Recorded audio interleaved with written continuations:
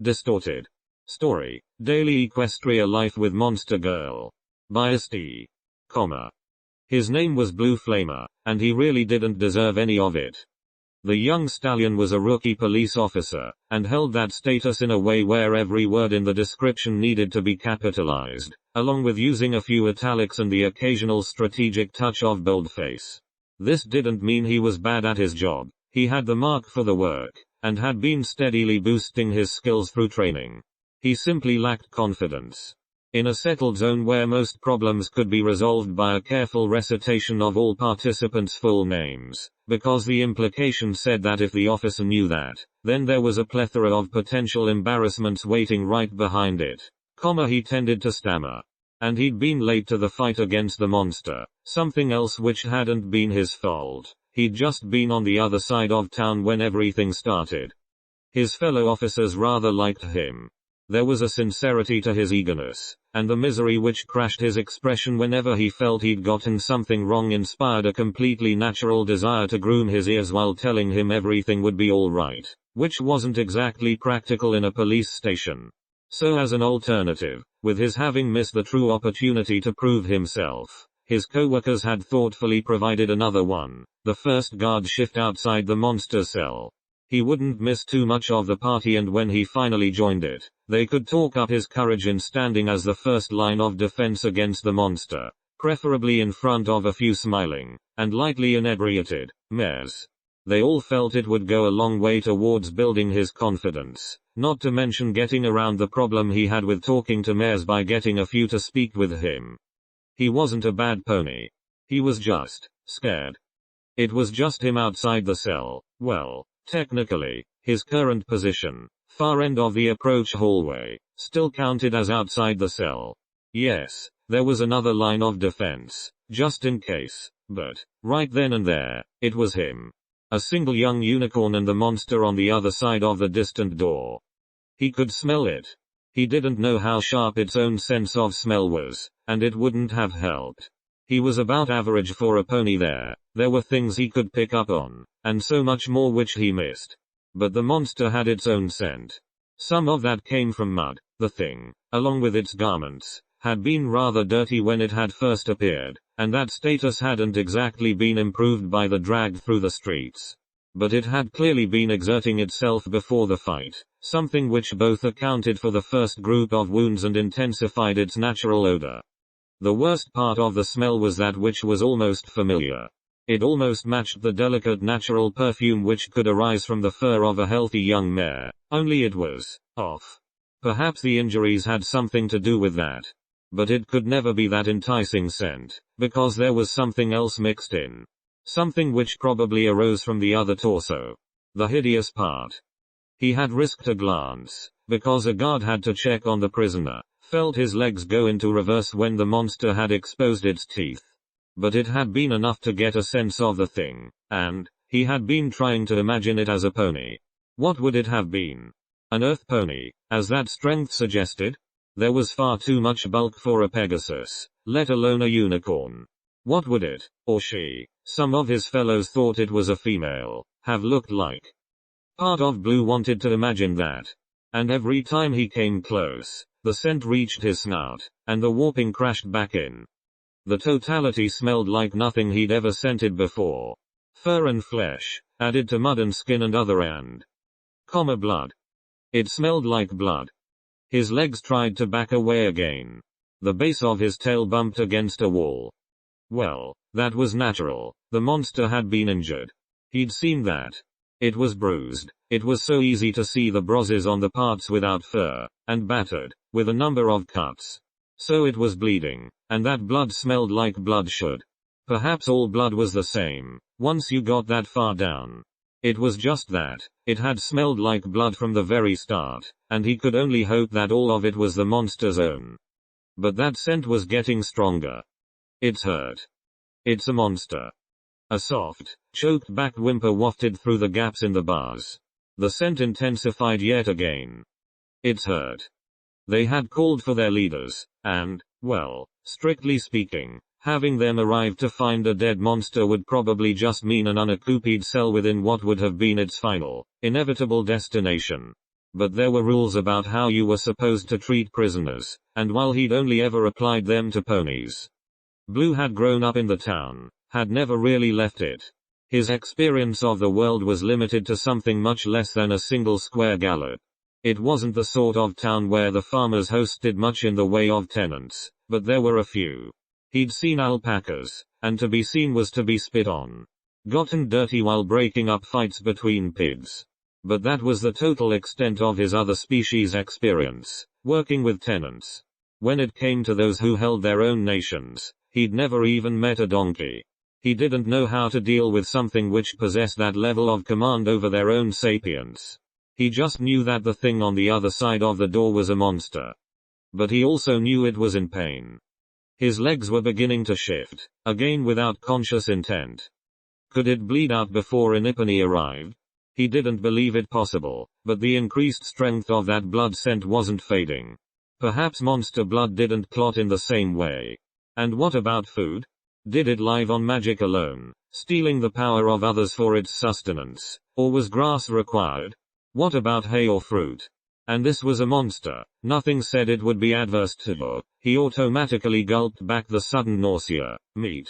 At the very least, it probably needed to drink.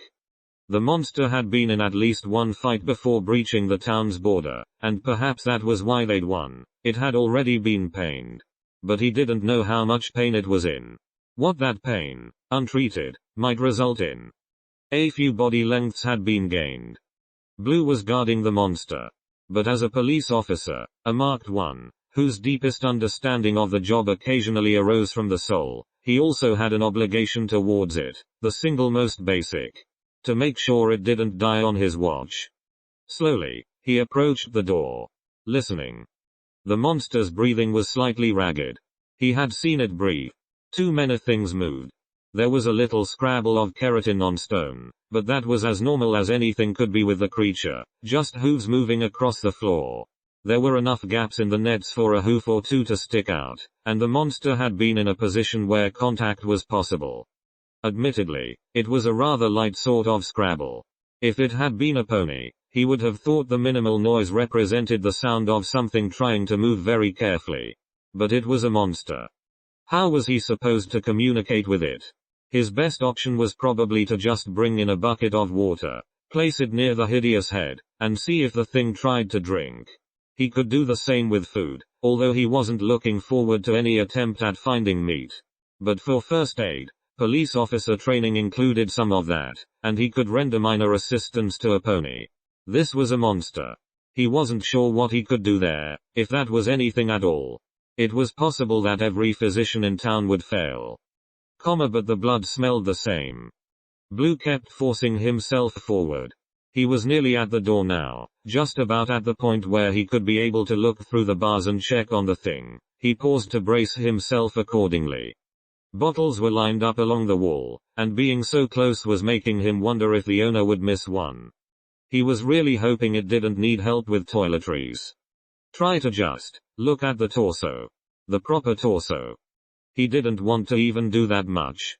He knew some of the other officers had a term for mares with attractive bodies and repellent features, and thought it sounded like but her face. In this case, it was but everything from the white garment on up. But to check how badly it was injured, he would need to do a full body examination, and that included everything which was warped. The thought froze him again. More illness was swallowed back, and he listened. It stopped moving. It's breathing, but it isn't moving. I should get in there. It could be a trap. It's my job. He was shivering slightly, standing in that stone hallway. The outer expression of the inner war, the message of his mark battling with the more primitive drive of his fear. It meant he never quite reached the door, and so he wasn't in any direct danger when the entire thing jumped. The sound came at the same instant as the movement, the moment when his widening green eyes saw that the bolts had just been jolted halfway out of the hinges. It was a familiar sound, because there were farmers in the area and he'd visited their homes during harvest season. It was the sound of extremely powerful hooves impacting against wood, only magnified. Blue didn't have time to think. There was no chance to move. But he wasn't on the other side of the door, and so he didn't get hurt when the next impact sundered the hinges entirely, shot it out of the frame and into the opposing wall, after it took care of what had been in the way. Glass shattered. Several rather fine vintages died, and an old saying almost randomly passed through Blue's near-frozen mind, something Connemara ponies had supposedly been known to claim, that when you died, you would be suspended upside down in a barrel filled with all the alcohol you'd ever spilled, and if that was enough to drown you, then, well, that was where his memory ran out. But it was presumed that since you were already dead, the next part had to be really bad. The monster, who'd clearly had time to land, plant, and spin, was visibly huge enough that shattering everything in the hallway wasn't going to put it at any real risk. Plus there would be some issues in finding a properly sized barrel. It plunged through the door. The blue eyes, forward set, predatory eyes, had already spotted him, and the thing crossed the scant distance before he could move. The second torso dipped towards his level and the hands lunged forward, got a grip at the base of his forelegs and lifted. It wasn't quite done moving yet, and so in the middle of everything, he felt his back hit the wall. It was enough to make him lose the sensation of points jabbing into his fur. It had just lifted him, and seemed to have done so almost casually. Its lips were pulled back from its teeth again. The furious blue eyes were staring directly into his, and it made him want to look anywhere else. But in one location, there was blood flowing from scraped skin. Another found covered mounds of flesh heaving from the anger in the monster's breaths. And to look at the face. The mouth opened, as he initially failed to muster any degree of horn corona in his overwhelming terror. As he waited to die. Its hot breath hit his snout. "Oh, you grave est mon épée." The little cerulean horned horse frantically neighed. Seria knew she needed all the time she could get. It was possible that the sound of her breakout had been audible on the upper levels, and reinforcements could already be on the way, but somehow, that still left a moment for feeling stupid. The stallion couldn't understand her, and she had no way of verbally communicating with him. She was capable of producing horse noises, the flexible vocal cords of her species provided there, but it wasn't a matter of simulating natural sounds anymore. She was dealing with a language, and she would have no idea what she was saying. Hard sparking green light was starting to build around its horn, the glow matching the exact shade of the horse's eyes. The light which could attack. Her left hand pressed the horse more firmly against the wall, allowing the stone to take some of the weight while freeing up her right for a few seconds. It let her poke the plastic hairpin into its horn. The glow fizzled, winked out. The pony winced, and its expression somehow carried across a sudden feeling of deep-seated nausea. The horn remained dark. "Right," she rather pointlessly said, and had to fight back the blush. She had been told she was one of the world's greatest blushers. She'd had far too much practice. She wished she had her ascot. If she couldn't talk to the stallion, then leaving him free to call for help was an even bigger mistake, but she couldn't bind his jaw with the red cloth. It was somewhere in the forest, where the first drops of her blood had been absorbed by strange soil. But she needed to communicate with him. She had to find out where her sword was, the only thing which might give her a chance. There were knights bold and daring accomplishing great feats in any number of stories, and despite her deep faith in them, Seria almost suspected the greatest among their number might still encounter some difficulty in escaping a castle while armed with a hairpin. There was no point in trying to use any other language she knew. Several, and she'd continued to study Japanese after moving to that nation, hoping to achieve a native level of fluency. She loved the formality of the tongue, the multiple levels available for offering respect. But there were ways of communicating which didn't require sound. She twisted her right arm, shook it a few times to get the blood flowing, let her run down her hand. Quickly smeared the wall in 3 sharp slashes, one for the grip, another for the hilt, and the longest represented the blade. The horse's fearful eyes watched every movement, and she watched the intelligent mind behind them take in the shape. Spotted the recognition. Seria knew the next word was equally pointless, and yet found herself saying it anyway. "Where?" Blue stared at the image. The sword made of blood. The thing which could do so much damage if the monster took it back. He was in some pain. The impact against the wall hadn't been too bad, but the currently unbalanced grip meant too much of his weight was resting on a single joint. And there was a lingering feeling of deep illness, something which seemed to radiate from his horn, but he was still able to think. The monster furiously nodded at the image. Looked at him again. Waited. I can't. He could. It was close by. Strictly speaking, it shouldn't have been. Anything seized should have gone into the evidence locker, something a police department with very little need for one still possessed. In fact, it had all of the standard enchantments and then some, because the unused part of the budget had to be spent on something. Whenever you took custody of evidence or an item which was just dangerous, you trotted with it through the frame which projected the initial screening spell. Then you picked one of the open front cubes which created the second screen, opened the door which was receded into the properly sized face, placed the item into the container and its third layer of enchantments, and that was the whole problem. If Reapany had realized that to bring something so hostile to magic through magic might completely disrupt the station's security, it could potentially negate it, and the only way to prove it wouldn't happen was through giving the disaster a chance to strike. So the sword had been put in the castle. Given a room to itself, one where all of the devices and wonders had been cleared out first. Left completely alone within its binding of ropes, so that nobody would have to touch it. He could bring the monster to it. Or rather, he could bring the monster to the upper levels. Create a chance for the escape to be seen, and thus stopped. There were other residents in the castle, and it wasn't as if the monster could be missed. All he needed was for a single pony to spot them, gallop for the outside, sound the alarm. But he would be putting that pony at risk. The monster could catch her. He was picturing a mare, as it had caught him. It was his job to assume the risks. To protect. And if he could just get to a window. It was looking at him again, with that predatory gaze. He wished it would stop. I can't do anything down here. He would have to take it to the ramp. Bring it into the upper levels, and hope for his chance. Blue tilted his head to the left. Made something of a show out of looking up. The monster slowly nodded. It could do that much in making itself understood, and he stared at the brozes which mottled the neck.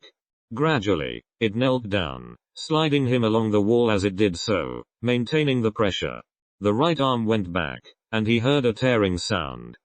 A ragged length of black fabric came forward. Then it went around his jaw, and all he could smell was the monster's blood. The left hand let go. And before he could move, it firmly grabbed his horn. She was just glad there wasn't more of a gap in their sizes. Having to move with her upper torso leaning to the left would have been too awkward, especially since she wasn't. They are not getting me into that shop.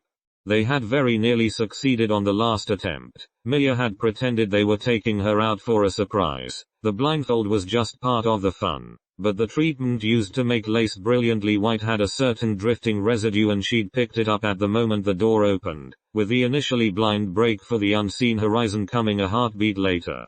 It wasn't as if Mia had been able to keep up, not with the way she had to move, and even with Pappy's surprising speed in the air. No better than second too. It didn't matter. They weren't there. Mia would have hated the castle, the cold stone relentlessly pulling heat from an ectothermic body. She knew where they were. Seria was the one who was lost. Gripping the horn of a little horse as it reluctantly led her forward, somewhere far from home. That reluctance wasn't exactly hidden. An unwrapped mouth would have still left her unable to understand its neighs, but the body language was writ larger than the actual body. It didn't want to be doing this. She had no reason to believe it was taking her the right way, and had already made tentative plans to release it and race through the hallways if it seemed as if there was any possibility that she was being led towards a trap. Reinforcements would have also counted, especially without her weapon. It was strange to think of the sword that way, especially in light of the way she typically used it. To wit, she couldn't. Oh, she was proficient enough, but at best, when facing humans, she might get to make a display of strength by taking out her temper on a water bottle. She couldn't touch them. Other liminals and demis, those could be fought. The laws had no restrictions about battling her own kind, let alone the myriad of others. But against humans, the ones who so often seemed to be looking for any opportunity to hurt her. The head of their strange household wasn't like that, although such had taken a little while to realize. The first impression had been horrible. And that was why she had ultimately started to love him. She wanted to fight for him. To be his knight. But the laws stayed her hand so much of the time, she couldn't even bluff when everyone knew what those laws were, and during the rare occasions when she could do something, she was holding a plastic sword without an edge. She was a centaur, and that meant her body was a weapon. A kick in the right place could kill. But the best knights don't have to kill. And yet she had continued to find herself in situations where her strength meant nothing. Where her skills were meaningless. Where, to be dismally frank about it, the newly species-integrated world mostly seemed to exist as a series of means for shredding her blouse. It was torn in a few places now, but mostly around the sleeves and waist, an almost refreshing break from routine. She fought, she lost, and if she was lucky, she got to cover herself with her arms as best she could before galloping off to find a quiet place. Something isolated, somewhere she could weep in solitude. To find love. To be a knight. Those had been the goals of her new life, and so she was both repeatedly and doubly a failure. Right now, all she wanted to do was find her way home. And so much of her expected to fail at that too. But the stallion trotted, if reluctantly. She followed. And he was leading her up. She looked around as they emerged on the next level. More stone for the construction, but the surfaces were smoother, seeming more like a home. It helped to be away from the smell of wine. The hallway was also rather extensively decorated. Alcoves had been hollowed into the sides, and the majority of them hosted sculpture. Not always well, some portion of the statues occasionally jutted into the hall, and Seria had to steer carefully around them. The lighting felt oddly dim, and the only movements she could hear were their own. But she could hear the little horses. The sounds were distorted, weakened through distance and stone, but the sounds were there, although the source was probably outside. She knew what horses sounded like when they were happy. This was similar, but she'd never heard it in such quantity. They were happy. They might have been celebrating something, out there in the streets of their strange town. Seria felt she knew what the celebration was about. She looked down at the stallion, and found herself regarding one of the icons which had been branded into his fur. No, it was the fur itself, the strands forming a rather exacting pattern. Some sort of badge, with a matching image on the other hip. She couldn't smell any dye. It looked natural. Her flanks were only partially covered by the torn skirt. There had been enough damage to reveal some portion of her own hips. To show where no icon was present. Simply fur, dirt, and slow-drying blood. She'd caught the stallion looking at that part of her body. Over and over, as if his gaze had been pulled inwards towards vacuum. And she didn't understand why. There weren't any ponies. It was a relief, and it was also a nightmare. The relief came from realizing that the castle's residents had been, for just about all intents and purposes, evacuated. There was a party going on outside, and so most of the town's oldest family plus servants had apparently ventured forth to play their part in it. Additionally, even with officers posted, some of them had been understandably nervous about having a monster in their wine cellar. Blue could easily imagine a few ponies heading for the hotel, which at least gave those business owners something to do for once. It meant they wouldn't get hurt. The nightmare had him in the corridors with a monster keeping a tight grasp on his horn. The inner corridors, because his guard post had been the first line of defense and the main entrance to the cellar was near the center. There were at least 2 more officers posted outside the castle. He needed a window. One good kick could hurt the monster enough for it to let go, and after that, well, in theory, he just had to hit the glass horn first. If he could get up enough momentum to even try. If the glass wasn't reinforced by spells and for a castle this old, it almost had to be. If the main door would be easier. But there was still a benefit to leading the monster past a town-facing window, the chance that somebody might be looking at the castle and so would see a monster go by. It was in his best interests to try and lead the thing towards the perimeter. They'd beaten it once. If he could just find the perimeter. It was a big castle, and he hadn't spent a lot of time in it. He basically knew the path down to the repurposed wine cellar, and something about the way his horn was being grasped, whatever had produced that feeling of illness, was still there, if at a lesser level. It was possible that the females could only drain by touch. That the monster was directly, slowly pulling his magic away, and he kept looking at the warped shadow which fell over him. Waited for it to grow. It wasn't painful. He would have expected that having the core of his being ripped free would hurt. But it was disorienting, and that was literal.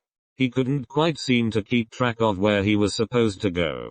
Left and right first became confused, then threatened to switch with back and front. And the monster had to be getting suspicious. There were times when he risked looking up at it and found that tiny nose slightly upturned, testing the air. He couldn't tell if its eyes were narrowed from his current angle, not when the eyes were so small to begin with.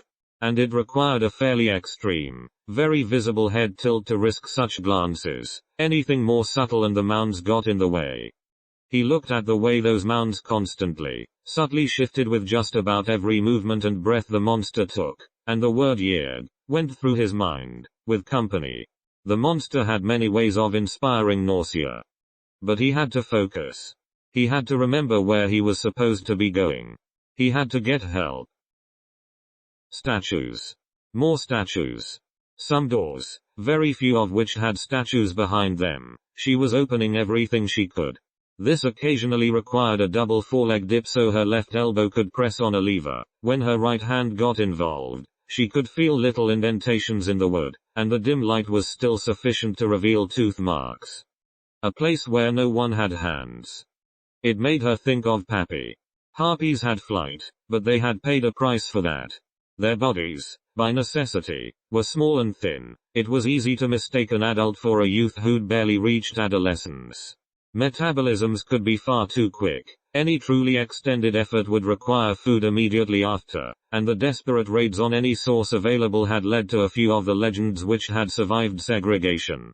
And unlike some of the other flying liminal species, harpies had but 4 limbs. Where arms should have been, harpies had wings. And just before the full span of those wings swooped out and down, a single protruding talon, and bone to press it against. It was all Pappy had for hands, all any harpy had. And she didn't see it as a price which had been paid, because flight was too dear. The fact that she could barely make her way through ground life and its constant need for manipulation didn't matter, mostly because Pappy seldom thought about it, or much of anything else. Seria suspected Pappy would have loved the little horses, largely because so many were brightly hued. But to adjust into a world without hands, that might have been easy for her, where so little else was. You had to look after Pappy, because she could seldom look after herself. The exception was combat. The winged talon was almost useless. The 3 on each foot could rend flesh. She was the same age as the rest of them, and her lack of intellect still made her the baby of the group. Trying to keep the harpy from getting into trouble could be a near constant demand on Seria's time, but she'd been a lone foal. There had never been the chance for a sister and, I have to get home. The stallion was staggering a bit, and it didn't feel intentional. Like he was starting to weaken. Is that from the hairpin? She'd been keeping it pressed tightly against the horn. And then she saw it.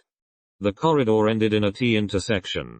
There was a side door plus 2 statues to move past before getting there, with one of those statues significantly poking into the hallway. A very large, poorly balanced effort that looked as if the sculptor had removed every human element from a griffin and left nothing but the animal, but that would put her at the partially open door at the exact center of the passage. The one where a familiar glint of metallic paint had just reached her eyes.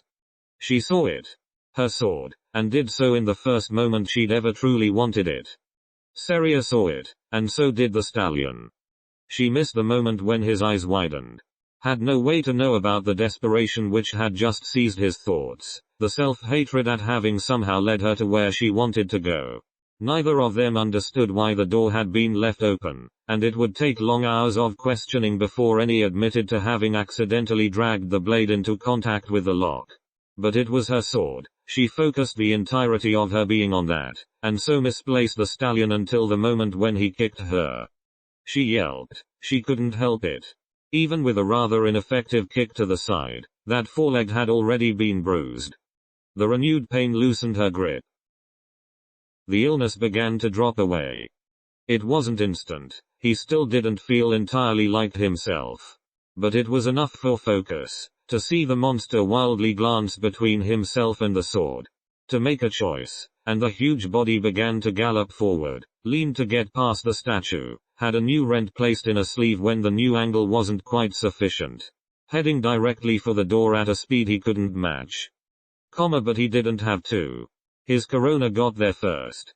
Green energy, still wavering around the edges, sparks dim and flickering, surrounded the door, began to pull it closed. Prepared to hold it against anything the monster could bring to bear. He wasn't spectacularly powerful for a unicorn. His field strength was above average, but it wasn't as if he'd been anywhere close to getting into the gifted school. He was merely prepared to commit everything he had, and his corona began to surge around his horn as he pushed. The monster's right shoulder went into the fast-closing door, and all of that hideous strength pushed right back. All of the mass, and the spike of pain which began between his eyes told him something about just how much mass there was. It was more than he could ever hope to lift, exponentially so. He couldn't fight like this, and there would be other questions before the next stage began. Many of them, and a rather forceful series would take his tactics apart. He could have switched focus, pulled on a single hoof, tried to yank the monster off balance and hoped it would crash to the floor. There was always the option to twist ears. That kind of pain distracted most creatures from their current goals. But he was, although he did not realize it, the victim of stories. He had arrived too late to the battle and so had been told about the sword, with recent history already beginning to distort into legend. Blue knew what the sword had done, and also knew what ponies had told themselves it could do. The two were rapidly becoming confused. And so his priority was to keep the monster away from it. He already had the door in his field. His eyes were starting to water as his horn's corona went double. A single moment of switching targets would allow it to go through and it was already winning. The door was opening more and more by the second. He forced himself to trot forward in the faint hopes that lesser distance would allow him to apply more force. Past the side door, up to the statues. Green flashed and surged within that hallway, and Blue had no way to know that he should have already lost. How tired the monster was, and how hurt. It wasn't the creature's first night in Ponylands, and every hour had taken a toll. It had been beaten in the fight, wounded, had already lost so much blood. Its own strength was beginning to ebb. But what remained was enough. It pushed, and he screamed as the light broke, the pressure too much to bear. The double corona winked out, and he crashed to the stone floor. He barely had the strength to raise his head. To see it seize sword and scabbard, quickly untangling both from the nets, using the confiscated belt to put them in their proper place. All he could do, as a monster was set free, was watch the end of his world begin all over again. Blue could merely watch, and it was the only sense which seemed to be fully operating after giving so much to his desperate effort. He was only slightly aware of the stone below his barrel. He felt as if he could barely hear. But somehow, the sound of the side door opening still reached him, as did the little gasp. The castle's current owner, a young mare known to be less than proficient at parties, rushed forth. Dropped down to mauve knees, her chin moving forward to press against his forehead. Basic medical attention, checking for a fever. But then she saw it. It had donned its weapon, found some means of turning within the little room until it was facing in their direction. They had no way to read the expression on its face, for it was the face of a monster. It charged. It was galloping directly for them. And Blue tried. He delved within himself for anything that might be remaining. He sought one last burst of strength, enough to push a mare who was paralyzed by terror to safety, get her away from the inevitable trampling. But there was nothing left and it jumped. The monster went over them, easily clearing both bodies and nearly cracking its head on the ceiling in the process, but the upper impact was avoided. Instead, its flank merely hit the griffin statue, and they heard the cry of the beast, scented the latest flow of blood. It landed, staggered somewhat from the pain. Instinctively glanced down its flank, trying to see how bad the wound was. It had hit the statue. It knew that. So did Blue, because he could see the results. The monster was huge, heavy, and a precariously balanced sculpture, impacted by a monster, was starting to tilt into the hallway. It was about to fall, and when it did so, there would be 2 ponies underneath, one too frightened to escape, the other too exhausted to move. The first 2 fatalities of the monster's reign. He was supposed to protect ponies. He had failed. Blue closed his eyes and waited for the final surge of pain. The impact was followed by a scream. Then he realized neither had been his. He looked up, and the monster was standing over them. He could see barrel, belly, powerful legs, and little more, right up until he managed a glance to the side. It had spun, jumped again. The heavy hooves landing around them had been the impact. The scream had come when the statue had toppled into the monster's flank. It screamed again, threw all of its weight to that side, and the statue moved, straightened, then fell backwards, crashing into the alcove. The monster staggered a little more. The huge body moved over them, with none of the hooves coming close to impact. It barely managed a turn, angled itself to look down at them, and the expression was mostly unreadable. It was possible to see the pain. Then it ran. It wasn't all that hard to find the point of exit. The castle had several windows on the ground floor. The one which faced the open pasture that stood between structure and the forest border, and incidentally faced away from the rest of the town, was very large, and while the glass had in fact been reinforced by numerous security spells, the monster had apparently hit its sword first. After that, there were hoof prints in the dirt for a while, heading for the trees. And once they crossed the border, the search stopped. It had to stop, because the residents knew they needed help. The tales were flying, and some of that was literal. Pegasi had a certain advantage in spreading gossip. Some of those who hadn't been there were the ones who swore they knew exactly what had happened. Blue tried to speak, was backed by the young noble, and both had to struggle to keep their words from being lost, something which became all the worse with one barely able to stay conscious, wearily forcing himself towards morning. But he didn't have to wait quite that long. For 90 minutes prior to the arrival of daylight, the sun came to them. It had brought company. The questioning began in earnest, conducted by those who could listen. And when it ended, the elder looked to the younger, for the younger was once again there to be sought. That pony nodded. A simple movement, one which almost managed to contain the sheer power behind it. Begin the hunt, the younger ordered them.